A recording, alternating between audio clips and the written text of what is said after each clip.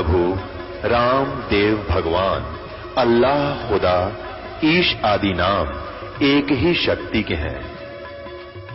वो कैसा है, कहां है, कैसे मिलता है, किसने देखा है? ये प्रश्नवाचक चिन्ह पूर्ण रूप से हटाने के लिए अवश्य सुनिए जगत गुरु तत्वदर्शी संत रामपाल जी महाराज के अमृत वचन, सर्व पवित्र धर्मों के पवित्र शास्त्रों के आधार पर। दर्शकों, जगत गुरु संत रामपाल जी महाराज के अद्भुत अलौकिक सत्संग प्रवचनों ने हिंदुस्तान में ही नहीं बल्कि विश्व में एक आध्यात्मिक ज्ञान की क्रांति ला दी है। लाखों श्रद्धालुओं ने हमें इन सत्संगों के प्रसारण के लिए बधाई पत्र भेजे हैं। इसके साथ साथ कुछ श्रद्धालुओं ने कुछ शंकाएं भी हमारे को भेजी हैं। हमने उन सब श्रद्धालुओं की शंकाओं के निवारण के लिए संत रामपाल जी महाराज से भेंट की तथा महाराज जी से उन सभी शंकाओं का निवारण जाना, जिसकी जिज्ञासा हमारे दर्शकों में बनी हुई है। तो आइए अब जानते हैं परम पूज्य जगत गुरु तत्वदर्शी संत रामपाल जी महाराज से आपकी हर शंका का समाधान। महाराज जी, गीता अध्याय 3 के श्लोक 6, 7, 8 में गीता ज्ञानदाता कह रहा है कि जो साधक समस्त इंद्रियों को हठ पूर्वक रोक कर साधना करता है वह मूर्ख तथा मिथ्याचारी, पाखंडी, दंभी कहा जाता है। इसलिए अर्जुन, तू शास्त्र अनुकूल कर्तव्य कर्म कर। हठ योग करके कर्म ना करने की अपेक्षा कर्म करना श्रेष्ठ है। यदि कर्म ना करेगा और एक स्थान पर बैठकर साधना करता रहेगा, अर्थात कर्म सन्यासी बनेगा, तो तेरा निर्वाह कैसे चलेगा? फिर गीता अध्याय 6 के श्लोक 10 से लेकर 15 तक में कहा है कि एकांत स्थान पर स्थिर होकर मन इंद्रियों को रोककर आत्मा को निरंतर परमात्मा में लगावे और जिस आसन पर बैठे वह आसन शुद्ध भूमि पर लगावे, ना वो अधिक नीचा हो और ना अधिक ऊंचा हो। उस पर बैठकर योग का अभ्यास करें। अपनी दृष्टि नाक के अगले भाग पर लगावें। इस प्रकार साधना करने से साधक मुझ में रहने वाली शक्ति को प्राप्त होगा। इन दोनों वक्तव्यों से विरोधाभास स्पष्ट नजर आ रहा है। तथा एकादशी व्रत, जन्माष्टमी व्रत या अन्य व्रत भी क्या मोक्ष के साधन है? यदि हाँ या ना तो प्रमाण सहित स्पष्ट करें। गीता जी में 2 प्रकार का ज्ञान है। एक तो वेदों वाला ज्ञान है और एक इस काल ने अपना मत भी इसमें थोप रखा है। स्थान स्थान पर कहता है ये मेरा मत है, ये मेरा मत है। जहां इसने ये नहीं कहा मेरा मत है, वो वेद ज्ञान है। तो इसने 6ठे अध्याय में लिखा है कि एक स्थान पर बैठकर, एकांत स्थान में बैठकर ऐसा आसन लगाओ जो ना ऊंचा हो ना नीचा हो, और बढ़िया मृगछाला या कोई अच्छा वस्त्र बिछाओ और नाक के अग्र भाग पर ध्यान लगाओ। ये है इसका अपना मत। और फिर अध्याय नंबर 3 के श्लोक नंबर 8 में यह कहता है कि अर्जुन, अगर तू एक स्थान पर बैठा रहा तो तेरा निर्वाह कैसे होगा? तो अगर हम इसको मानेंगे तो चौथे अध्याय वाला कैंसिल हो गया, गलत हो गया। तो इस प्रकार हमने जहां पर इसने ये अज्ञान हमें दिया है, वो इसका मत है वो अलग है। जो वेद ज्ञान है उसको ग्रहण करना है। तो मंत्र कहीं पर भी इसने और नहीं लिखा, केवल एक वो मंत्र ही बोला है। श्रीमद् भगवद गीता अध्याय नंबर 3 के श्लोक नंबर 8 में क्या लिखा है देखिएगा। श्रीमद् भगवद गीता इसके अध्याय नंबर 3 है श्रीमद् भगवद गीता का, और श्लोक नंबर 8 है। यहां से ये शुरू है। यहां इसका अनुवाद है, तू शास्त्र विहित कर्तव्य कर्म कर, के शास्त्रों में लिखा हुआ साधना उसके अनुसार साधना कर, क्योंकि कर्मों के न करने की अपेक्षा कर्म ना करना यानी एकांत स्थान पर बैठ कर हठ योग करना की अपेक्षा कर्म करना ही श्रेष्ठ है। तथा कर्म न करने से तेरा निर्वाह, शरीर निर्वाह भी तो नहीं सिद्ध होगा। तेरा गुजारा कैसे होगा यदि तू एक स्थान पर बैठ गया? अपने आत्मा, अभी आपने जो 3रे अध्याय का 8वां श्लोक देखा श्रीमद् भगवद गीता का, ये है वेद ज्ञान, क्योंकि ये यजुर्वेद अध्याय नंबर 40 के मंत्र नंबर 15 से मेल खाता है। अब 6ठे अध्याय के 11वें श्लोक में ये गीता ज्ञानदाता अपना मत प्रोड्यूस कर रहा है। यहां ये कहता है कि एकांत स्थान खोज कर और उसके ऊपर वो घना ऊंचा भी ना हो, एक आसन लगाओ, मृग छाल बिछाओ और नाक के आगे देखते रहो। बस ये साधना बता रहा, ये इसका अपना मत है, ये हमने नहीं मानना, क्योंकि जो वेद ज्ञान है वो सत्य है, और वेद ज्ञान जो है गॉड गिवन है, प्रभु दत्त है। कबीर परमात्मा ने इस काल के अंतःकरण में फीड कर दिया था, इसके कंप्यूटर में, और फिर वहां से निर्धारित समय भर दिया था। उसके बाद अपने आप, जैसे 9 महीने के बाद बच्चा अपने आप बाहर आता है, कोई वश नहीं चलता किसी का, ऐसे ही 5 वेद बाहर आ गए, इसके सांसों के द्वारा बाहर आ गए। उसके बाद इसने पढ़ा, इसने देखा कि इसमें तो तेरी सारी पोल खुल लगी, सूक्ष्म वेद भी उसके अंदर था, उसको नष्ट कर दिया। ये 4 वेद रख लिए जिसमें पूर्ण परमात्मा की जानकारी तो है, लेकिन वे ऑफ वर्शिप, पूजा की विधि केवल ब्रह्म तक की है, वो रख लिए। तो वो ज्ञान तो सही है, उसके अतिरिक्त फिर उससे भी हटकर इसने अपना मत कुछ परिदोष किया है इसमें, तो वो नहीं मानना हमने, क्योंकि वेद ज्ञान गॉड गिवन है, गॉड गिवन ज्ञान है वो परमात्मा का आदेश है। उस आदेश से हटकर हम किसी अधिकारी का आदेश पालन करके और कानून भंग करेंगे तो हम दोषी हो जाएंगे, हमने ये भी ध्यान रखना। ये देखिएगा श्रीमद् भगवद गीता अध्याय नंबर 6, श्रीमद् भगवद गीता अध्याय नंबर 6, और ये है 11 श्लोक में 11वां श्लोक। शुद्ध भूमि पर जिसके कर्म से कुसा यानी डाब, कोई घास, मृगशाला और वस्त्र बिछे हैं, यानी पहले डाब हो, फिर मृगशाला हो, फिर उसके ऊपर वस्त्र बिछे हों, और न ऊंचा और न बहुत नीचा हो, ऐसे अपने आसन को स्थिर स्थापन करे। फिर है उस आसन पर बैठकर चित्त और इंद्रियों की क्रियाओं को वश में रखते हुए मन को एकाग्र करके अंतःकरण की शुद्धि के लिए योग का अभ्यास करे। 13 में देखो, काया, सिर और गले को समान एवं अचल यानी सीधा रख के धारण करके और स्थिर होकर अपनी, वैसे यहाँ से ये 10 में से शुरू होता है, इसकी सारी क्रिया यहाँ से 10 में से शुरू होती है कि मन और इंद्रियों सहित शरीर को वश में रखने वाले आशा रहित, संग्रह रहित योगी अकेला ही एकांत स्थान में स्थिर होकर आत्मा को निरंतर परमात्मा में लगावे, परमात्मा में, अपने में नहीं। आगे फिर देखो, अब 11वां हमने पढ़ लिया कि शुद्ध भूमि पर एकांत स्थान तो ऊपर पढ़ लिया, कर्म से ये पहले डाब बिछी हो, फिर मृगशाला हो, फिर वस्त्र बिछे हो, ऐसा आसन लावे, ना घना ऊंचा हो ना ज्यादा नीचा हो, इस प्रकार अपने आसन को स्थिर स्थापन करे। फिर 12वें में कहा है कि उस आसन पर बैठकर चित्त और इंद्रियों को क्रियाओं को वश में रखते हुए मन को एकाग्र करके अंतःकरण की शुद्धि के लिए योग का अभ्यास करे। अब 13वें में, छठे अध्याय का 13वां पढ़ रहे हैं। काया, सिर और गले को सम्मान एवं अचल करके धारण करके और स्थिर होकर अपनी यानी एक स्थान पर डट के बैठे, अपनी नासिका के अग्रभाग पर दृष्टि जमाकर अन्य दिशाओं को न देखता हुआ।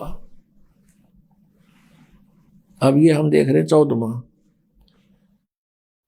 ब्रह्मचारी के व्रत में स्थित भय रहित भली भांति अंतःकरण वाला सावधान होकर योगी मन को रोक के मुझ में चित वाला मेरे में प्राण होकर स्थित होए।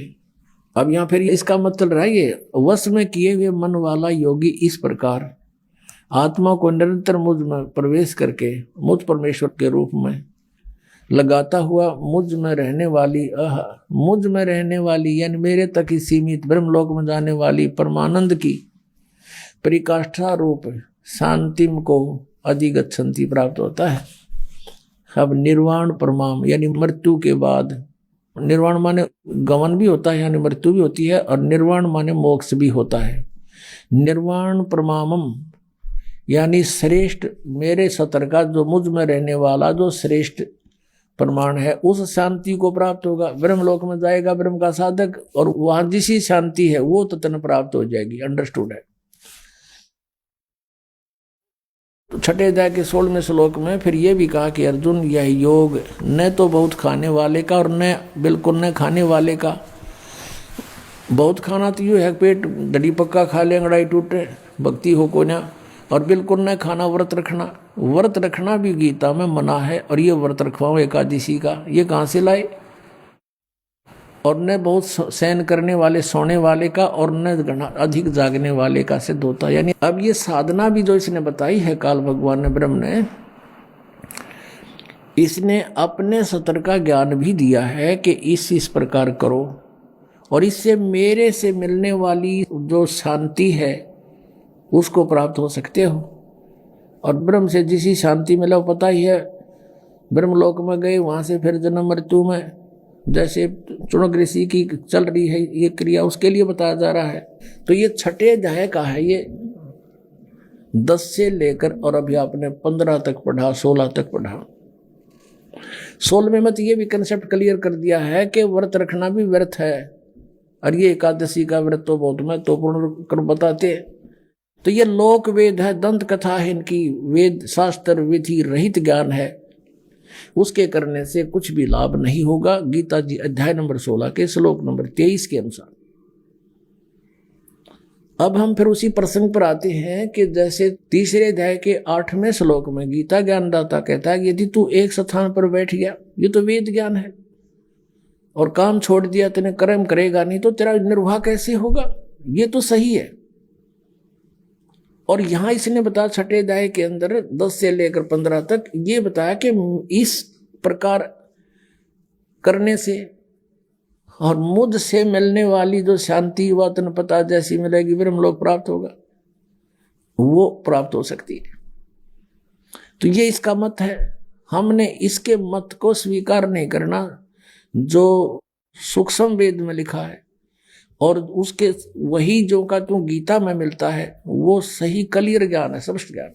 अब हम आते हैं उसी प्रसंग पर कि वेदों में कहीं पर भी ये 2.5 घंटे सुबह 2.5 घंटे शाम बैठकर साधना करने का विधान नहीं, और न ही परमात्मा प्राप्त महापुरुषों की वाणी में जिन्होंने भगवान पाया, जिनमें कौन कौन है? आदरणीय धर्मदास साहिब जी, आदरणीय मलुकदास साहिब जी, आदरणीय नानक साहिब जी, आदरणीय दादू साहिब जी, आदरणीय गरीबदास साहिब जी, गांव छुडानी, जिला झज्जर हरियाणा वाले, और आदरणीय घीसा दास साहिब जी, गांव खेकड़ा, जिला मेरठ वाले, उत्तर प्रदेश वाले। इन महापुरुषों की वाणी, इनकी क्रियाएं, इनका जीवन देखिएगा आप। ये सभी काम करते थे, गृहस्थी थे, बाल बच्चेदार थे, अपना जो भी जिसका जैसा व्यवसाय था उस काम के करते करते भक्ति किया करते थे, और वैसा ही विधान वो बताकर हमें चले गए। हम अब उसी प्रसंग पर आते हैं 7वें अध्याय के 18वें श्लोक में, जो गीता ज्ञानदाता कहता है कि मेरी साधना करने वाले जो मेरी भक्ति करते हैं वो मेरे वाली ही अनुत्तम गति में स्थित है, इसी में रह गई है, पार नहीं हुई। सूक्ष्म वेद में परमात्मा ने कहा था, ब्रह्मा जी को काल ने क्या बोला? तपो तपो कर वाक्य सुनाया, लोक रचो बल मेरी माया। कि एक तपो तपो कर आवाज कर दी इसने काल ने, और जब तप कर दिया, जब कहा लोक रचो बल मेरी माया, कहती है सब मेरा जाल है, अब लोक रचो, अब सृष्टि रचो, तुम जाओ, वो चार्ज होगी बैटरी, अब अपनी बर्बाद करो। तो यहां इन ऋषियों ने कुछ अज्ञान कुछ ज्ञान, जैसे ब्रह्मा जी से प्राप्त ज्ञान से हठ योग शुरू करा। ब्रह्मा जी ने बताया कि मुझे परमात्मा की आकाशवाणी, मैंने 1000 वर्ष तप किया, फिर आकाशवाणी हुई कि सृष्टि करो। तो ये भी उन्होंने परम अक्षर ब्रह्म की वाणी मान ली, या थी काल की वाणी, आकाशवाणी, और उधर से ओम नाम वहां से ले लिया।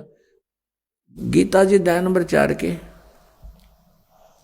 श्लोक नंबर 8 में लिखा कि अर्जुन, यदि तू हट करके बैठ गया एक स्थान पे तो तेरा निर्वाह कैसे चलेगा? तो कहने का भाव यह है कि हठ योग करना किसी भी शास्त्र में नहीं लिखा है। अब आपने सुन लिया, यजुर्वेद अध्याय नंबर 40 के मंत्र नंबर 15 में स्पष्ट किया है कि ओम कर तू समर, केलवे समर, और करते समर। ओम नाम का जाप काम करते करते सिमरन करो, विशेष कसक के साथ सिमरन करो, अपना मनुष्य जीवन का प्रथम कर्तव्य मूल कर्तव्य जानकर सिमरन करो। हठ योग एक स्थान पर बैठकर करने को नहीं कहा। ऐसा नहीं है कि जैसे आप बैठे हो तो बैठ के भी कर लो, समय काम नहीं है, कोई दिक्कत नहीं, लेट कर लो, चलते कर लो, बैठते हो। जैसे सूक्ष्म वेद में कहा कि नाम उठत नाम बैठत, नाम सोत जागबे, नाम खाते नाम पीते, नाम से ती लागबे। तो इस प्रकार ये साधना तो इस तरीके की है, ये वेदों अनुसार यानी सदग्रंथों में तो ये सहज साधना है, सहज साधना, सिंपल वर्शिप। और इन्होंने अपने हठ योग ज्ञान से इसको इतना कठिन बना दिया। कोई तप करता खड़ा होकर, कोई उल्टे पैर करके, ऊपर न पैर नीचे को सिर करके, कोई व्रत रख के, कोई पहाड़ों पर जाता भगवान को खोजने के लिए, और कोई कुछ अन्य मंत्र करता है जैसे हरे कृष्ण कृष्ण कृष्ण हरे हरे राधे राधे श्याम मिला दे। ये गीता जी में है कहीं? तो गीता जी में जो लिखा है वो साधना है भक्ति की। उससे छोड़कर जो साधना या मंत्र हम करते हैं वो शास्त्र विधि को त्याग कर मनमाना आचरण है, वो यूजलेस है। गीता जी अध्याय नंबर 16 के श्लोक 23 में कहा कि अर्जुन, जो शास्त्र विधि को त्याग कर मनमाना आचरण करते हैं न तो उनकी गति हो सकती, ना उनको सुख हो, ना कोई सिद्धि प्राप्त हो सकती, यानी यूजलेस। तो गीता जी में जो वर्णित विधि है उसके पाने का जो मंत्र है, और फिर शेष संकेत दे रखा है कि उस तत्वदर्शी संत को पूछो, पता करो, तो वो है साधना करने की। तीसरे अध्याय के 8वें श्लोक में गीता ज्ञानदाता कहता है कि यदि तू एक स्थान पर बैठ गया, ये तो वेद ज्ञान है, और काम छोड़ दिया, तेने कर्म करेगा नहीं तो तेरा निर्वाह कैसे होगा? ये तो सही है। और यहां इसने बताया छठे अध्याय के अंदर 10 से लेकर 15 तक ये बताया कि इस प्रकार करने से और मुझ से मिलने वाली जो शांति व तन पता जैसी मिलेगी, ब्रह्मलोक प्राप्त होगा, वो प्राप्त हो सकती है। तो ये इसका मत है। हमने इसके मत को स्वीकार नहीं करना। 16वें मत ये भी कंसेप्ट क्लियर कर दिया है कि व्रत रखना भी व्यर्थ है, और ये एकादशी का व्रत तो बहुत महत्वपूर्ण कर बताते हैं। तो ये लोक वेद है, दंत कथा है, इनकी वेद शास्त्र विधि रहित ज्ञान है, उसके करने से कुछ भी लाभ नहीं होगा। गीता जी अध्याय नंबर 16 के श्लोक नंबर 23 के अनुसार जो सूक्ष्म वेद में लिखा है और उसके वही जो का तो गीता में मिलता है वो सही क्लियर ज्ञान है, स्पष्ट ज्ञान। आइए अब हम उन श्रद्धालुओं के अनुभव जानते हैं जो जगत गुरु तत्वदर्शी संत रामपाल जी महाराज जी से दीक्षा प्राप्त कर चुके हैं तथा उनके द्वारा बताए गए भक्ति मार्ग पर चल रहे हैं। क्या शुभ नाम है बहन जी आपका? गीता वर्मा। संत रामपाल जी महाराज की शरण में आने से पहले आप कौन सी भक्ति करते थे? संत रामपाल जी महाराज की शरण में आने से पहले मैं ब्रह्मा कुमारी संस्था से जुड़ी हुई थी। मैं बचपन से ही 6th क्लास में थी, तब से ब्रह्मा कुमारी संस्था में जाने लगे थे, क्योंकि हमारे ऊपर बहुत ज़्यादा भूत प्रेतों का मेरे पूरे परिवार के ऊपर ही असर था। तो किसी ने हमें कहा भी वहाँ जाने से ठीक हो जाएगा, तो हम इसी उद्देश्य को लेकर के कि वहाँ जा कर के हम ठीक हो जाएंगे और हमारे परिवार में सुख शांति हो जाएगी, ये सोच करके हम ब्रह्मा कुमारी संस्था से, मैं और मेरी माता और पिताजी, हम तीनों सदस्य उनसे जुड़े थे। वहाँ पर हम हमने 14 वर्ष तक वहाँ की सभी नियम मर्यादाओं को निभाते हुए, सब कुछ करते हुए, वो सारी भक्ति जैसा भी उन्होंने जो भी मेडिटेशन योगा जो भी बताया वो सब किया। लेकिन उन सब को करने के बावजूद भी किसी भी तरह का कोई भी लाभ हमें नहीं हुआ, ना ही तो कोई हमारे ऊपर से भूत प्रेत का कोई असर खत्म हुआ। और जो हमारी परिवार की जो समस्याएं दिन प्रतिदिन बढ़ती ही जा रही थी, कोई भी कम होने का कोई नाम नहीं ले रही थी। हमारे ऊपर इतना ज़्यादा असर था इन चीज़ों का कि मेरे पिताजी खेती बाड़ी करते थे, वो जैसे भैंसे लेकर के आते थे, बैल लेकर के आते थे, तो रात को उनको अच्छे से चारा वगैरह डाल के सब करके और सो जाते थे। सुबह देखते थे तो वो मरे मिलते थे। इस तरह से करके घर की ऐसी हालत हो गई थी कि हमें अगर नमक भी लाना पड़ता था तो उसके लिए भी सोचना पड़ता था। कि ना लाएं तो ही अच्छा है। इस तरह से करके हम बहुत ज़्यादा दुखी हो गए थे। तो उस दुखी होने की वजह से बार बार मेरा अंदर से आता था कि कहते हैं परमात्मा सुख के सागर हैं, वो सभी दुखों को काट देते हैं, वो दुख हरता सुख करता है। लेकिन ये क्या हो रहा है, क्यों हमारे दुख नहीं कट रहे, क्यों हमें सुख शांति नहीं मिल रही, क्यों हमारी समस्याएं हल नहीं हो रही। बहुत ज़्यादा हमारी समस्याएं बढ़ती जा रही थी। तो उस भक्ति से हमें किसी भी तरह का कोई भी लाभ प्राप्त नहीं हुआ। फिर इस आहिस्ते आहिस्ते परमात्मा से विश्वास इन सब वजह से उठने लगा। मन में आया कि नहीं, यहाँ पे भगवान नहीं है। वो कहते हैं कि शिव परमात्मा है, लेकिन नहीं, ये परमात्मा नहीं है। अगर ये परमात्मा है तो फिर परमात्मा दुख हरता सुख करता नहीं है। इस तरह की बहुत सारी उलझने हमारे माइंड में चलती रही, जिससे हम परमात्मा को ढूंढने की एक इच्छा और प्रबल होने लगी कि नहीं, परमात्मा कोई और है, कहीं और है, कहाँ है। तो इसी कसमकस में लगभग 14 वर्ष वहाँ पर बीत गए, ये सोचते सोचते कि शायद कभी हल हो जाए। वहाँ पर जितनी भी बड़ी दादियाँ, बड़े भाई जो भी थे, सबसे हम पूछते थे कि ऐसी समस्या है, ऐसा हो रहा है, तो अब हम क्या करें, अब हम क्या करें। तो वो जैसा भी उसका बताते थे कि आप मेडिटेशन कीजिए, आप एक ही टाइम में और एक ही जगह पर बैठ कर के लगातार 3 महीने तक, सवा महीने तक इस तरह से मेडिटेशन कीजिए, आप मौन व्रत रखिए, आप इस तरह से सुबह अमृत वेले उठ करके आप मेडिटेशन कीजिए। तो वो सब करने के बावजूद भी समस्याएं बढ़ती ही जा रही थी, कोई भी समस्या हमारी हल नहीं हो रही थी। मैं जी संत रामपाल जी महाराज की शरण में कैसे आए? संत रामपाल जी महाराज जी ने हम पे 20 अप्रैल 2006 में दया की कि हम उनकी शरण में आए। उससे पहले मेरे जो फूफा जी थे, उन्होंने गुरुजी से नाम उपदेश लिया था, और वो भी एक बहुत अच्छी एक घटना घटी थी, जो परमात्मा कहते हैं कि सुख के माथे सिला पड़े जो नाम हृदय से जाए, बलिहारी उस दुख की जो पल पल नाम रटाए। तो मेरे फूफा जी जो थे वो एक अर्जी निवास थे, उनसे अचानक से कोई गलत रजिस्ट्री किसी ने करवा ली थी, तो जिसकी वजह से उनके ऊपर 6 महीने की सज़ा और 1 लाख रुपए का जुर्माना हो गया था। जैसे ही उनको संत रामपाल जी महाराज की किताब मिली, उन्होंने उस किताब को पढ़ा, और किताब पढ़ने के बाद वो गुरुजी की शरण में आए, उन्होंने नाम उपदेश लिया। आज जैसे कि उनको किताब मिली, अगले दिन उन्होंने नाम उपदेश लिया, और तीसरे दिन ये फाइनल था कि उनको ये सज़ा मिलनी है। उन्होंने गुरुजी से प्रार्थना की कि गुरुजी ऐसे ऐसे हुआ है। तो गुरुजी ने कहा कि बेटा, अगर आप सच्चे हो तो परमात्मा साथ हैं। जैसे ही वो कोर्ट के अंदर गए तो एकदम से जज ने बोला कि आपके ऊपर कोई केस नहीं होता है और आप फ्री हैं। उनको बाइज्जत बरी कर दिया गया। इस बात से हमारी हालत जो घर की बहुत ज़्यादा ख़राब हो रखी थी, तो मेरे पिताजी, उनके पास, मेरे फूफा जी के पास सोनीपत में सब्जी की दुकान उन्होंने की थी। तो फिर फूफा जी ने उनको बताया कि ऐसे ऐसे मेरे ऊपर समस्या आई थी, गुरुजी की दया से ठीक हो गई है, तो आप भी नाम उपदेश ले लीजिए।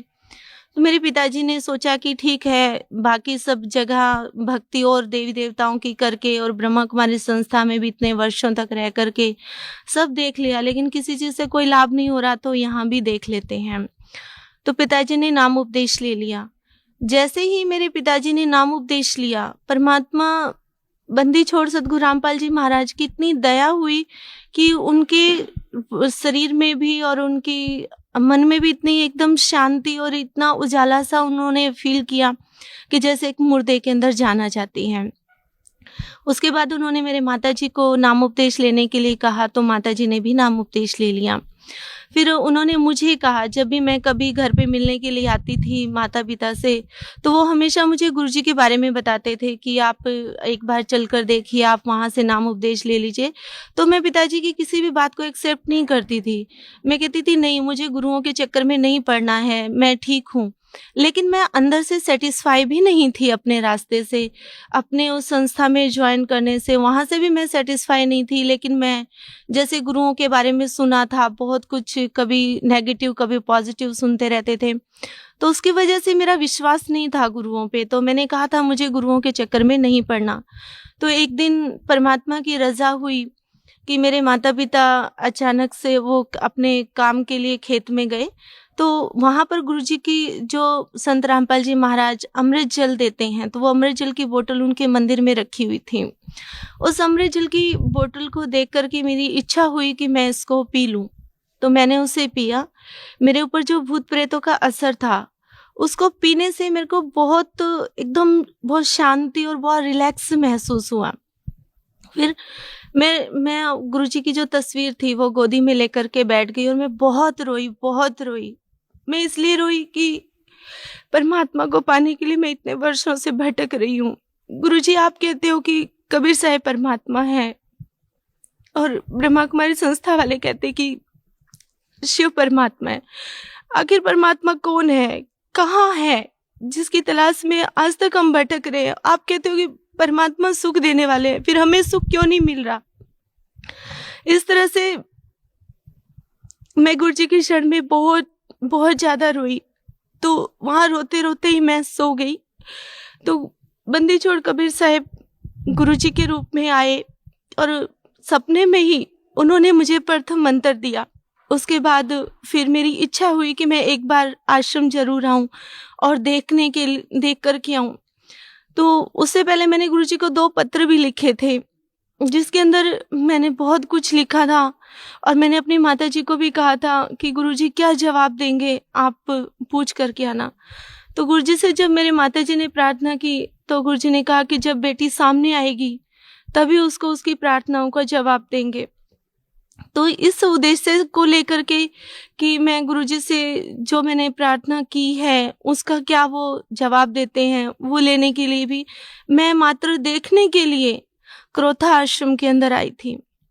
जैसे ही मैं आश्रम के अंदर आई, मैंने आश्रम के अंदर प्रवेश किया तो एकदम से मुझे ऐसे लगा जैसे ये सब कुछ मैंने पहले से ही देख रखा है। यहाँ जितने भी भाई बहने हैं सबको मैं पहले से ही जानती हूँ और मैंने नाम उपदेश ले लिया। नाम उपदेश लेने के बाद जब गुरुजी के पास मैं दर्शनार्थ गई तो उस समय भूत प्रेतों के असर की वजह से मैं इतना ज़्यादा परेशान हो रही थी, मुझे बहुत रोना आ रहा था, बहुत घबराहट हो रही थी, बहुत मेरे को ये हो रहा था बस भाग ले तू यहाँ से, जैसे कहीं तू फंस गई है। तो फिर बहनों ने बोला भी गुरुजी आ गए हैं, नाम उपदेश ले लीजिए। नाम उपदेश लेने के लिए गई।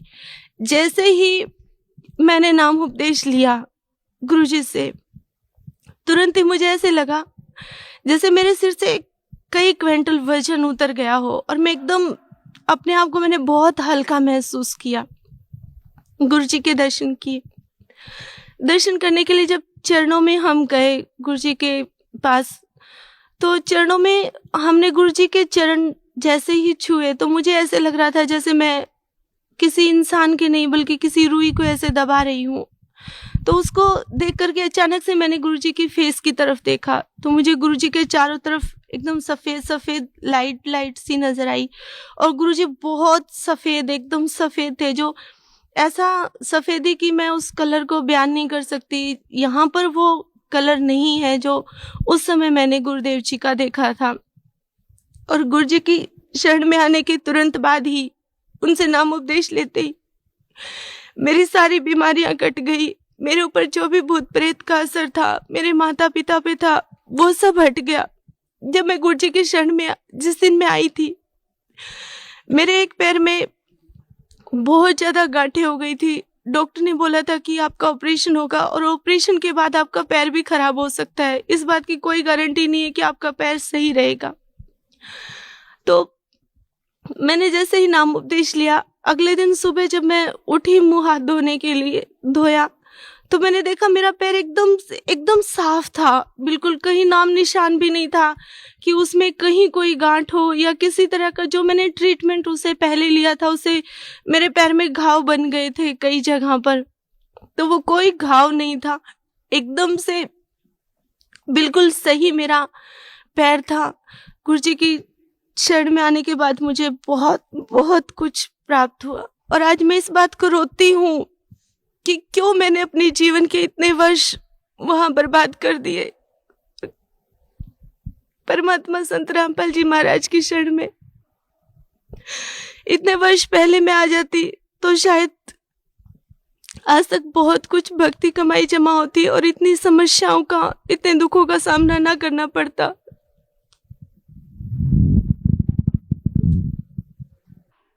लेकिन अब मेरे पास कोई शब्द नहीं है कि जिसके लिए मैं परमात्मा का शुक्र कर सकूं, बंदी छोड़ सतगुरु रामपाल जी महाराज का, कि उन्होंने इतनी बड़ी दया, इतनी असीम कृपा हम पे की कि जो अपने श्री चरणों में ले लिया। गुरु जी के शरण में आने के बाद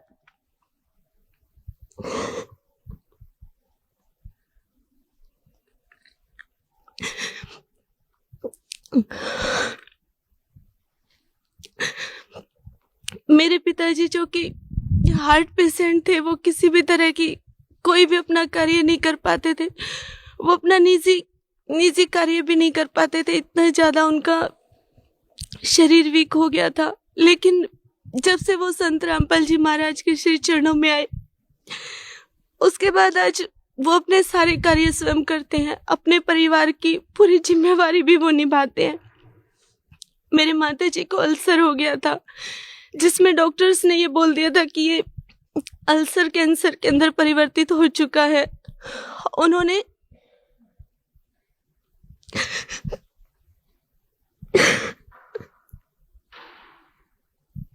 जो भी टेस्ट किए थे उन सब से उन्होंने कहा कि 99% आपको कैंसर है। लास्ट में हम एक टेस्ट और करेंगे जो मांस का टुकड़ा लेकर के होगा। उस समय हमें लग रहा था कि अब मम्मी नहीं बचेंगे, वो खत्म हो जाएंगे। लेकिन गुरु जी से प्रार्थना की तो गुरु जी ने कहा कि अगर भक्तों को कैंसर होगा तो आम इंसानों का क्या होगा। गुरु जी ने कहा कुछ नहीं होगा। जब मम्मी टेस्ट करवाने गई तो बंदी छोड़ ने इतनी रजा की कि उनकी सारी रिपोर्ट्स नॉर्मल आई, और मम्मी ने फिर जो भी दवाइयाँ वो ले रही थी सारी फेंक दी। उन्होंने कहा, गुरु जी से प्रार्थना की कि गुरु जी आप ही दया कीजिए।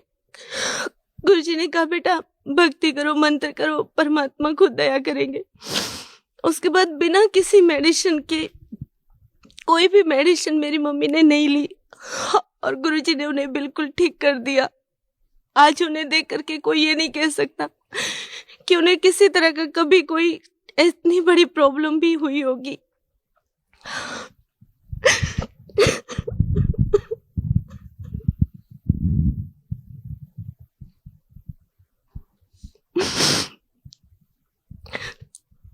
बहन जी, आप ब्रह्म कुमारी पंथ से पहले जुड़ी हुई थी, तो वहां पे आपको क्या भक्ति दी जाती थी? ब्रह्मा कुमारी संस्था से जुड़ना, मुझे आज ये लग रहा है कि मैंने अपने जीवन के इतने वर्ष बर्बाद कर दिए। वहां पर मैंने अपना जीवन ही एक प्रकार से सब कुछ खत्म हो गया था। वहां पर बताया जाता है कि परमात्मा निराकार है, आप एक आत्मा है, इस सृष्टि चक्र 5000 वर्ष का है और परमात्मा जो है वो शिव है।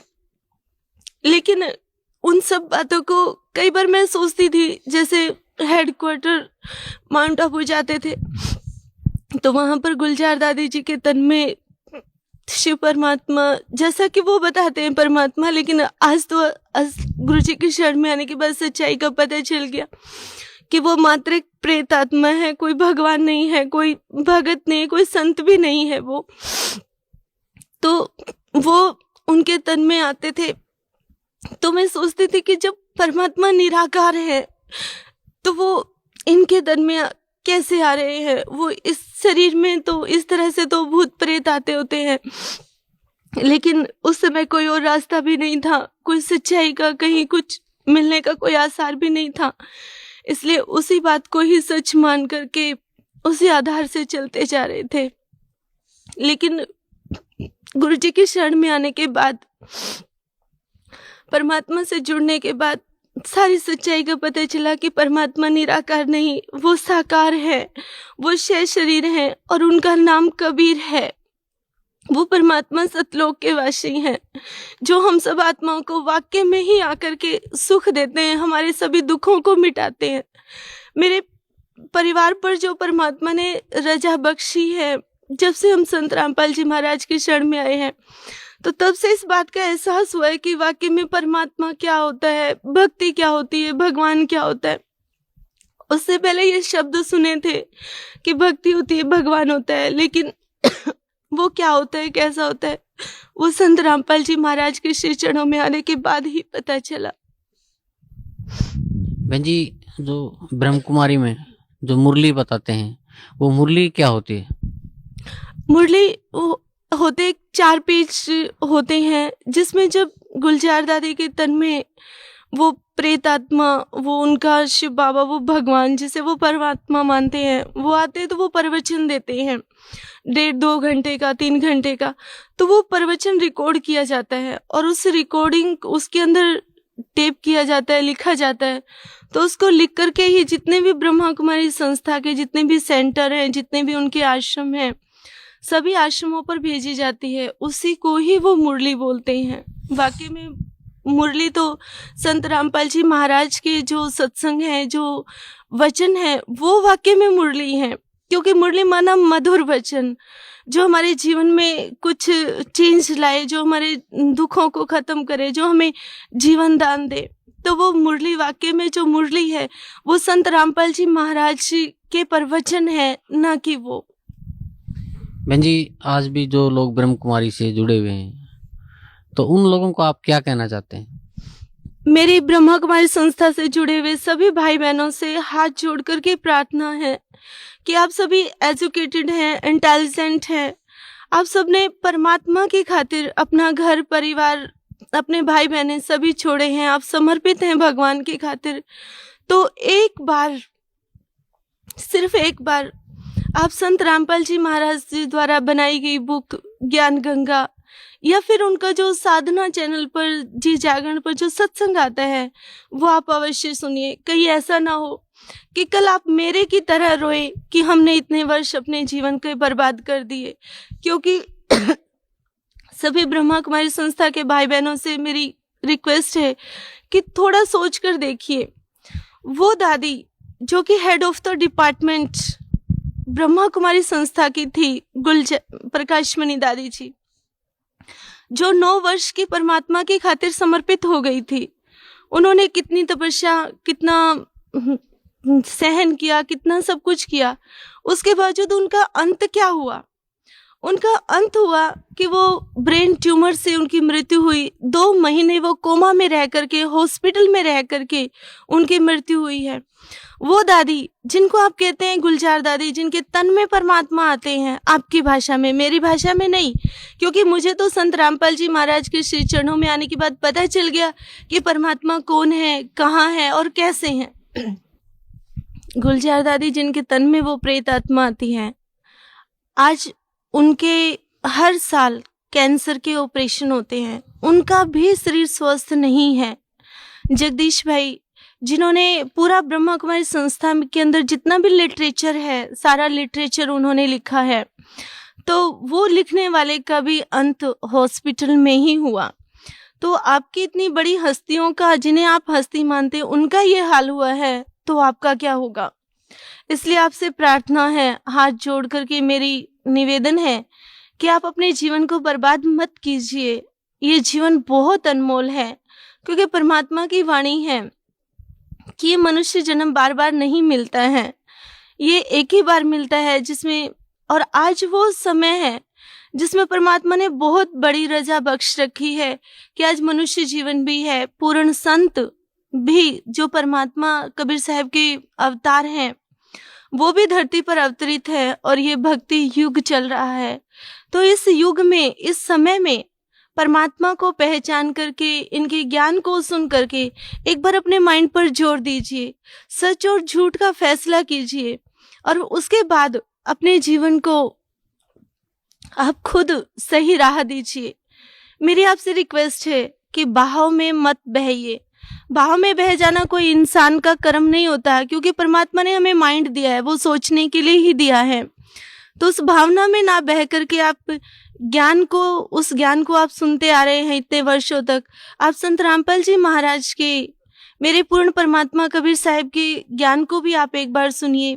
और स्वयं आप इस बात का फैसला कर लेंगे कि आज तक जितने भी वर्ष आपने ब्रह्मा कुमारी संस्था में लगाए हैं, वो सारे वर्ष, वो जीवन आपने अपना बर्बाद कर दिया।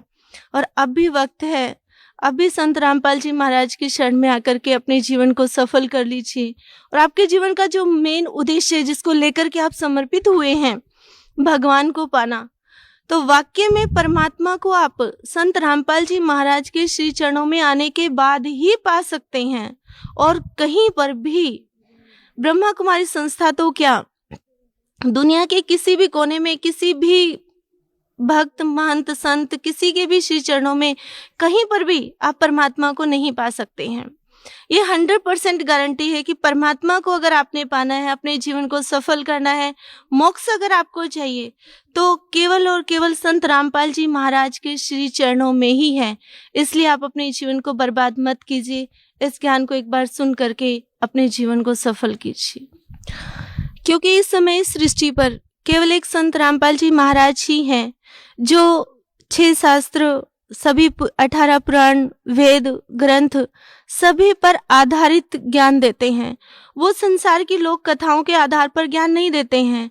गुरुजी की जो भी किताबें हैं, जो भी सत्संग वो आप करते हैं, उन सबको आप देखिए, सभी वेद शास्त्रों को गुरुजी ने खोल करके प्रत्यक्ष हम सबको दिखाया हुआ है। तो जो परमात्मा है, संत रामपाल जी महाराज वाकई में ही पूर्ण परमात्मा है, पूर्ण संत हैं। तो इन्हीं की शरण में आपको मोक्ष प्राप्त होगा। और पूर्ण संत ही पूर्ण परमात्मा की, पूर्ण ब्रह्म की निशानी होती है। इसलिए परमात्मा की वाणी है, मम संत मुझे जान, मेरा ही सब रूपम।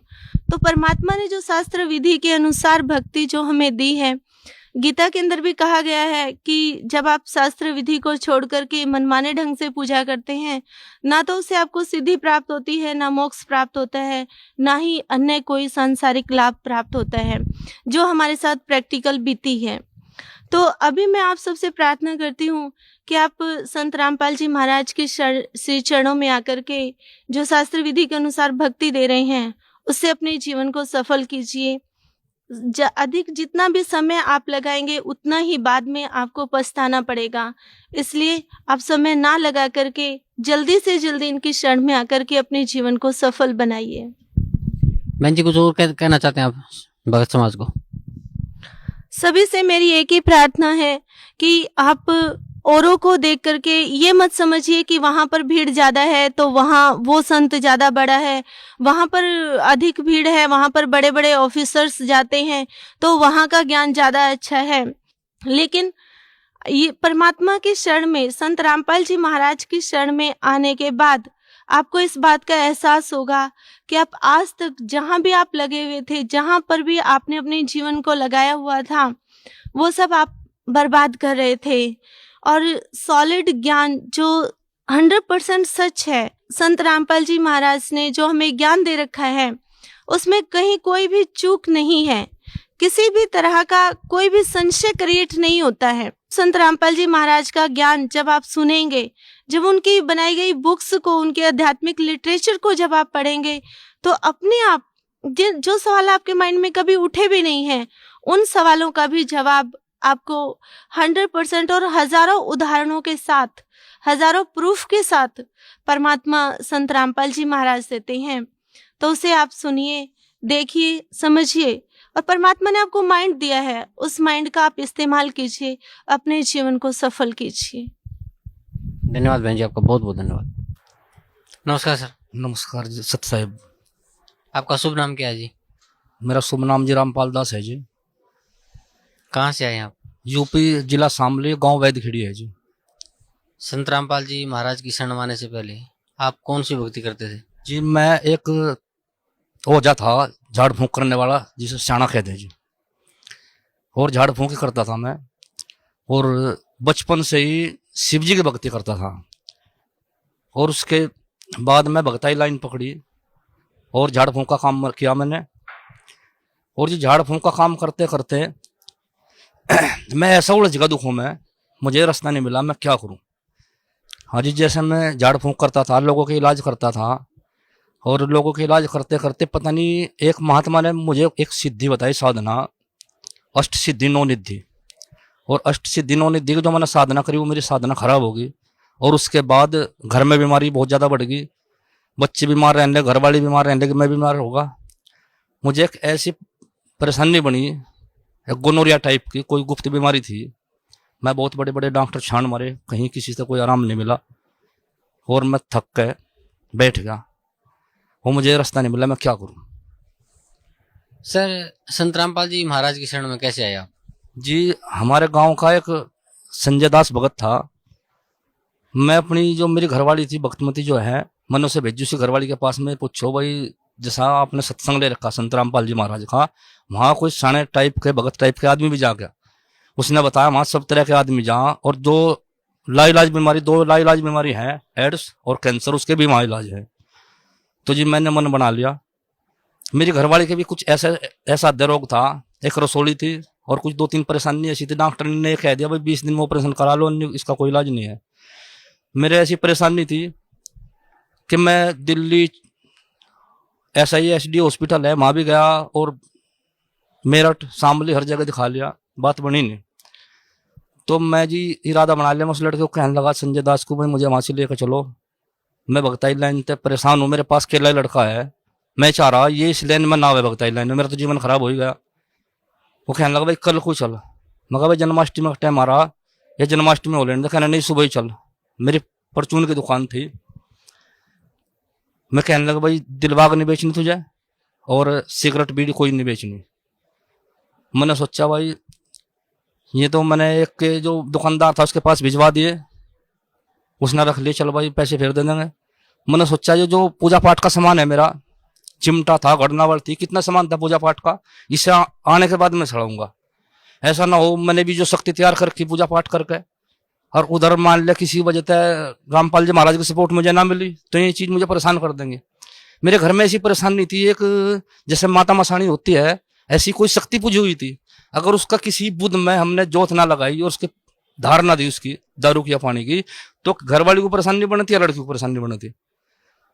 तो मुझे सबसे बड़ा खतरा उसका था। मैं कहा पहले गुरु जी का सामने अरदास करेंगे, नाम लेने के बाद में कुछ जो मैं कर्म बताऊंगा वो कर्म करेंगे, उस कर्म करने के बाद में जब सामान सड़ाऊंगा ये। तो जी कोई बात नहीं। वो लड़का कहने लगा ऐसा कुछ नहीं है, तो सच्चे दिल से इस बात को सोच, मुझे चलना है, तुझे सपोर्ट मिल जाएगी। तो जी मैंने मेरे पास धार दी हुई दारू रखी थी, मैं वो एक जगह सड़ाया, बाहर स्कूल था, और मैं बीड़ी और माचिस दिलबाग मैंने बाहर भिजवा दिए, एक दुकानदार को दे दिए। तो रात के टाइम में जो मेरी चीज थी जिनकी मैं पूजा करता था, जो खाड़ाबंद था, मेरा प्रधान था जो मतलब खाड़े का, वही मेरे पास में आया, दिखाई दिया मुझे। वो कहने लगा भाई तुम परमात्मा के शरण में जा रहे और तुमने बहुत अच्छा करा। मेरे 4 भाई हो रहे और मैं 5 है, मैं इन्हें लेकर जा रहा। मैं मुझे जाते हुए दिखाई दिया, मैंने अपनी घरवाली को बताया आज इस करके ये चीज जान लग रही, ये जान लग रही, मुझे ऐसे ऐसा कह रहे, है कह रहे परमात्मा के शरण में जा रहे हम तो जी मैं चले गए। जो 2 शक्ति और थी, मैं कहने कि तू वहां परमात्मा के शरण में ना जाओ, भगत जी जैसे तू कहेगा वैसे हम वैसे कर देंगे। मैं कहना चलो तुमने तो बता दिया मैं परमात्मा है, मैं यही बात पूछनी चाह रहा था मैं परमात्मा है। मुझे चाहता मेरे पूरे परिवार को खत्म कर दियो, चाहे मुझे गुरुजी नाम दे या ना दे, पर बाकी मैं भी चाहता मैं पूजने का नहीं। जब मैं बार बार तो मैं ये कहूँगा मुझे परेशानी है, मेरे घर में परेशानी है, मुझे बताओ परेशानी क्यों है, किसकी परेशानी है, क्या हो रहा है, किसी ने कोई रास्ता नहीं दिया था, मैं पूजने का नहीं। तो जी मैंने इस बात का मन बना लिया, मुझे सपोर्ट गुरु जी की मिल गई। मैंने वो सुबह ही सारा सामान भर के बोरी में और गाड़ी करके वहां से हम 6 सदस्य घर के थे, और हम 6 के 6 अपना गाड़ी में बैठ के 2 भगत हमारे साथ, हमारे गाँव के हमारे साथ में आ गए। हमने वो जमुना में चढ़ा के यहाँ नाम ले लिया। मैंने गुरु जी से कहा गुरु जी मैंने 17 साल भगताई करी, शरणपत करी, और मैं आपकी शरण में आ गया जी, मेरी रक्षा करियो। गुरु जी ने कहा बेटा नाम दवा दिया सारे परिवार को। मैं कहा यहाँ नाम दवा दिया, परमात्मा सब रक्षा करेंगे। तो जी गुरु जी ने नाम दे दिया, हम यहाँ से चले गए। मैं तो उन पर बहुत तगड़ा भरोसा करो था, जो मैं जिन चीजों को मान लू था, मैं तो सोचू था यही सब कुछ है। उनका मोह तो हटाना बहुत भारी था, परंतु गुरु जी ने, परमात्मा ने इतना साथ दिया। अब मुझे पता नहीं था इन मंत्रों में इतनी शक्ति है। जिस टाइम मैंने मंत्र जाप करा और मैं किसी जगह रिश्तेदारी में जा रहा था और बारिश रही थी, और मैंने सोचा भाई बारिश में भीगू ना, इस मंत्र जाप को। जो संत रामपाल जी महाराज ने जो मंत्र दिए थे हमें, शुरू में जो नाम दिए थे, उनमें इतनी शक्ति थी, मुझे इतना मालूम नहीं था इतनी बड़ी शक्ति होगी। जैसा मैं किसी रिश्तेदारी में गया हुआ था और बारिश बंद नहीं होती, 4-5 दिन हो गए, मेरा भाण जागा, वो कहना मम्मा जी घर चलना है। मगर बारिश तो बंद होने रही है, कैसे भी हो उसने मोटरसाइकिल स्टार्ट करी, मैंने मंत्र जाप करा, मुझे इस बात का भी आभास नहीं था भाई इतनी शक्ति है। जैसे मैं मंत्र पढ़ता हुआ गया जो गुरुजी ने दिए थे, आगे बारिश बंद होती चली गई, पीछे बारिश हो रही थी, शुरू का चांस था। उसके अगले दिन तीसरे दिन जैसा मैं बाजार में गया था, हमारी जो घरवाली है भक्तमती, उसका फोन गया, मेरा मधुमक्खियों का कारोबार था, उसने फोन करा कि मधुमक्खियों के लिए चीनी लेते आना 20 किलो। मेरे पास कोई थैला भी नहीं था। उस दुकानदार ने जो पन्नी में चीनी डाल ली 20 किलो, और मैं सोचा ऐसे पन्नी तो पट जाएगी रास्ते में, कैसा होगा। मैंने ऐसे ही गुरु महाराज का ध्यान लगा, संत गुरु रामपाल जी महाराज का, तो मुझे नाली में एक पन्नी पड़ी हुई दिखाई दी। मैंने सोचा है तो भीग रही होगी, मैंने पन्नी को उठाई और नीचे उसके हाथ फेर कर देखा तो पन्नी सूखी मिली। मुझे बड़ा आश्चर्य, ऐसा तो मेरी जो चीज जिन्हें मैं मानता था मैं भी इतना साथ नहीं देती थी। बहुत साथ दिया मेरा इन्होंने, मेरा मन जम गया, हाँ इस मंत्र में कुछ शक्ति है, परमात्मा में, संत गुरु रामपाल जी महाराज में शक्ति है, मेरा विश्वास जमता गया। अगले दिन जैसे मैंने देखा, बैटरी के तार सुबह से हट रहे थे और लगभग 1 बजे के करीब अपने आप रमैनी चालू होगी जी। मेरे बच्चे भी इस बात को देख कर हैरान हो गए, ये तो चमत्कार, हर रोज एक चमत्कार दिखने लगा। तो जिस बात से मेरी आस्था बढ़ती चली गई। तो जी ऐसा हुआ, एक दिन हमारे यहाँ का जो कोऑर्डिनेटर है संदीप, वो गुड़गांव में रहता है, उसने फोन करा कि गुरुजी के आदेश हैं, जो आदमी अपना नाम लिखवाना चाहते हो, गुरुजी एक वो बना रहे, जैसे कमेटी होती है भक्तों की, जहां भी गुरुजी पुकारेंगे आपको आना पड़ेगा, और गुरुजी का कहने जो नाम लिखवाना चाहता है लिखवा लो। तो मैंने कहा गुरुजी का आदेश है, अगर आदेश तो हो गुरुजी का नाम लिखवाना है तो लिखवाएंगे। कहना नहीं, उन्होंने कहा जो लिखवाना चाहता हो वो लिखवा दो। तो जी मैंने सोचा घर का जिम्मेदार है तू, कभी वहां झगड़े का मामला है, गवर्नमेंट के साथ में लड़ाई है, मेरा मन डर गया जी। मैंने सोचा किसी भी हिसाब से इससे पिछड़ छुटा लो। मगर भाई मैं कोऑर्डिनेटर को कहने लगा, भगत जी अगर गुरुजी का आदेश तो हो नाम लिखवाना, अगर जो गुरुजी ये कहते हो वो मर्जी है तो फिर वो बताओ। कहना नहीं गुरुजी का आदेश नहीं है, नाम लिखवाओ, गुरुजी ने क्या अगर लिखवाना चाहते हो। मगर भाई हमारा तो नाम ना लिखिए तुम, मुझे तो लड़की को लेकर ट्यूशन में जाना पड़े, सवेरे छोड़ना पड़े। वो कहने लगे ठीक है भाई। उसी रात में गुरुजी का दर्शन हो गए। गुरुजी ने वो आश्रम दिखाया मुझे जिस आश्रम पर झगड़ा था। तो मैं तो इंग्लिश जानता भी नहीं, मैं गुरुजी को कह रहा गुरुजी आपकी तो मैं कोई गलती भी नहीं है, आप तो रिक्वेस्ट कर रहे हो गवर्नमेंट से अपना आश्रम लेने के लिए। तो गुरुजी ने मुझे कॉल दिखाया, बीच में कॉल है, दूसरी तरफ गुरुजी खड़े। गुरुजी मेरे से कह रहे भाई बीच में कॉल है, मुझे पाने के लिए इस कॉल से मुकाबला करना पड़ेगा, अगर पहले तेरे पल्ले नाम है तो मेरे से मिल सके। तो मैंने नाम का जाप कर दिया। जिस टाइम नाम का जाप करते करते गया, मैं कॉल के पास में गया, कॉल ने आंख मीच के सिर झुका लिया, मैं गुरुजी से मिल गया जाके। गुरुजी कहने लगे बेटा परेशानी ना मानने और नाम जाप करे जा। तो जी मेरे साथ झिंझाने के जो बनी थे हमारे कस्बे के, मैं कहने लगे भाई हमें भी नाम दिलवा दे तू। जैसा मैं उन्हें सुबह ही लेकर आया, रात को काल के दर्शन करवाए गुरुजी ने, काल से आमना सामना करवाया। जैसा मैं सुबह ही उन्हें लेकर आया तो गुरुजी मुझे देख के कुछ अजीब हिसाब से ऐसी दृष्टि से लखाए जैसा रात की वार्ता का ना सारा सब कुछ मालूम था। मन ने गुरुजी से कहा गुरुजी दया की दृष्टि करियो। गुरुजी ने तिरछी नजर करके मेरी तरफ को हंसते हुए कहा बेटे दया की दृष्टि है तेरे पे, जब तो यहाँ तक आ रहा, हम दया की दृष्टि करने लग रहे। तो जी मैंने तो कई चमत्कार ऐसे ही देखे। अभी नवंबर 2012 में भी मेरी एक लड़की 12वीं क्लास में पढ़ती है और वो स्कूल में बेहोश होकर गिर पड़ी। प्रिंसिपल का फोन आया मेरे पास में, मैं उस लड़की को उठा कर लाया। उसने अपनी मम्मी को बताया कुछ कि पेशाब में खून आ रहा। मैंने सोचा कोई जनानी परेशानी है। तो जी मैं डॉक्टरनी के पास में गया, मैंने उससे सलाह मशवरा ली, उसने दवाई बता दी। उस दवाई से और ज्यादा परेशानी बढ़ गई। मैंने फिर गांव का लड़का बुलाया, इंजेक्शन लगाया, उससे परेशानी में कोई आराम नहीं मिला जी। उस लड़की को लेकर हम रात को जब दर्द ज्यादा बन गया जी और शामली चले गए, उसने अल्ट्रासाउंड कराया। उसने बताया गुर्दों की वजह से पेशाब में खून है। उसने नशे के इंजेक्शन दे दिए, दर्द के इंजेक्शन दे दिए। बस जी रात मुश्किल काटी। सुबह के टाइम परेशानी ज्यादा बढ़ गई। हम उसे दोबारा से फिर लेकर चले गए। जैसा दोबारा से लेकर चले गए, डॉक्टर ने बोतल चालू कर दी उसके, अब गुर्दे का खून है भाई बोतल चढ़ानी पड़ेगी।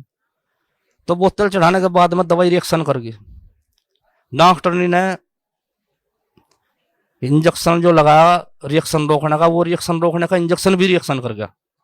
डॉक्टर ने रोक गई जी, पूरे अस्पताल में रोक रट्टा पड़ गया। जो नर्स थी वो भी रोने लगी और जो मरीज थे में भी रोने लगे, जो कंपाउंडर थे में भी रोने लगे। हमारी जो घरवाली है भक्तमती, वो कहने लगी बोतल हटा दो और हम तो आश्रम में लेकर जा रहे सतगुरु के पास में। तो जी बोतल हटवा दी हमने, हम कहने लगे सतगुरु के पास में चलेंगे। तो जी लड़की को आराम मिल गया, हमने वहां से गाड़ी कर ली। गाड़ी करने के बाद में जी हम आश्रम में लेकर आए लड़की को, हमने गुरु जी का आशीर्वाद लिया, लड़की को आराम मिल गया जी। हमने गुरु जी से इस बात की रिक्वेस्ट करी, गुरु जी हमारी लड़की को परेशानी है। कहना बेटा ठीक हो जाए, कोई परेशानी नहीं है। तो जी लड़की को आराम मिल गया। हम अगले दिन घर चले गए। घर जाने के बाद में लड़की का बीपी डाउन हुआ। बीपी डाउन होने के बाद में सिर में दर्द बना, दोबारा से फिर रिएक्शन बन गया जी।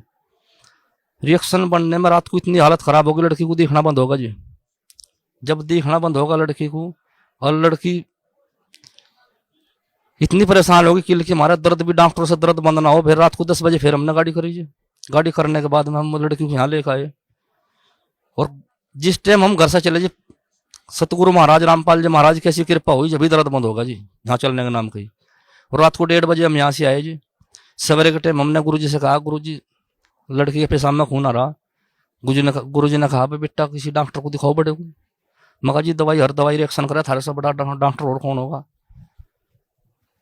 गुरु जी ने कहा हमारी लड़की को बेटा तू ठीक हो जाएगी। लड़की को उसी टाइम आराम मिल गया जी। तो जी जिस टाइम शाम के टाइम आशीर्वाद लेने के लिए लड़की आई, लाइन में लग रही थी, गुरु जी दूर से देख कर हंस पड़े लड़की को। कहना बेटा अभी तो आराम होगा। हाँ गुरु जी आराम है। हम 3 दिन रहे जी हाँ। 3 दिन रहने के बाद में मैंने गुरु जी को पूछा, गुरु जी अब तो लड़की ठीक है, गुरु जी हम घर चले जाओ। गुरु जी कहने लगे हाँ बेटा घर चले जाओ, नियम का ध्यान रखना जी। तो जी उस दिन से लड़की ठीक है। हम तो सतगुरु रामपाल जी महाराज ने नया जीवन दिया, इनके बहुत एहसान है। जो सिर और शरीर उन्हीं का है। सत्संग। सर आप जिससे पहले झाड़ फूक का काम करते थे, ओझा का काम करते थे, अब वो छोड़ के आप संत रामपाल जी महाराज की शरण में आए हैं, तो भगत समाज को क्या संदेश देना चाहते हैं आप? यही संदेश देना चाहता हूँ जी। जब मैं बचपन में छोटा सा था जी, मुझे जब से ही परले दिखाई देख रहे थे सपने में। रात को जैसे मुझे परले दिखाई होती थी, क्या तो जल से परले होती थी, और या फिर अग्नि से। तो जिस टाइम सवेरे आँख खुलती थी सवेरे, तो मुझे ऐसा महसूस देता था कोई मोक्ष का रास्ता ढूंढ ले, कोई मोक्ष का रास्ता जो उससे मुक्ति मिल जाए। मुझे ऐसा कोई रास्ता दिखाई नहीं देता।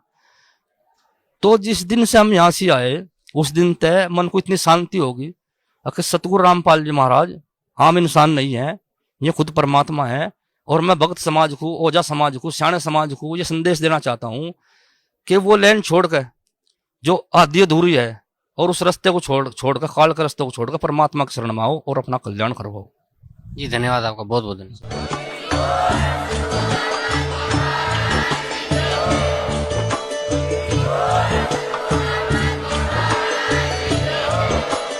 आप सुन रहे थे जगत गुरु तत्वदर्शी संत रामपाल जी महाराज जी के मंगल प्रवचन। अधिक जानकारी के लिए विजिट कीजिए हमारी वेबसाइट www.jagatgururampalji.org। संत रामपाल जी महाराज जी के शुभ आशीर्वाद से पूरे विश्व भर में 500 से भी ज्यादा नाम दीक्षा केंद्र हैं, जिन पर संत रामपाल जी महाराज जी द्वारा ऑनलाइन निशुल्क नाम दीक्षा दी जा रही है। अपने नजदीकी नाम दीक्षा केंद्र का पता करने के लिए संपर्क करें 8222880541।